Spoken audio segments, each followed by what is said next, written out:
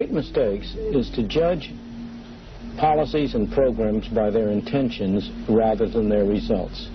We all know a famous road that is paved with good intentions. Child protection is one of the biggest businesses in the country. We spend over $12 billion a year on it. The epidemic of state child seizures is no mystery when you consider the financial incentives to do so. In 1974, Walter Mondale spearheaded the Child Abuse Prevention and Treatment Act. After the bill was passed, Mondale himself commented on how the bill would turn child protection into a child-snatching business. The bill provided huge incentives for states to grab as many kids as possible and put them in foster care. Our theory is that the basis for this is the tie to the federal money. That every time a child is not placed in a home, the state of Kentucky, through its cabinet, is losing its federal money. It's an allegation we've seen many times in our 3-year-long investigation of Kentucky CPS, that instead of trying to bring families together, the cabinet forces adoptions to earn more federal bonus money.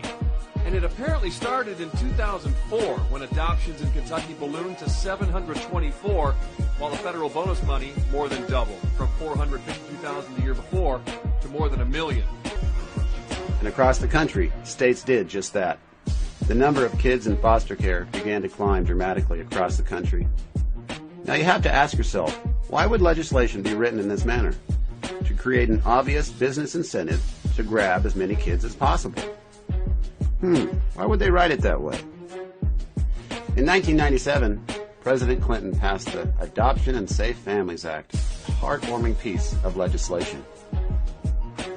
For about a year prior to the passage of this 97 Bleeding Heart legislation, I remember being lambasted in the media with stories showing these poor children whose families didn't want them, who languished in foster care, whose hearts were broken, and how the state could help if only they had more money. It was an outright media blitz to create a myth that the reason that 500,000 kids were in foster care was because of bad parents, and that the state was these poor children's only salvation. But if only they had more money. She says the concerted effort to take children away and put them up for adoption was so brazen, she actually saw someone successfully place an order for children. So Clinton and his administration did what all politicians and government officials do.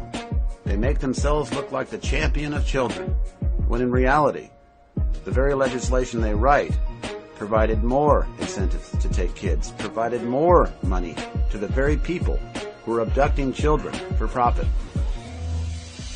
There's a fundamental economic law which has never been contradicted to the best of my knowledge. And that is, if you pay more for something, there will tend to be more of that something available.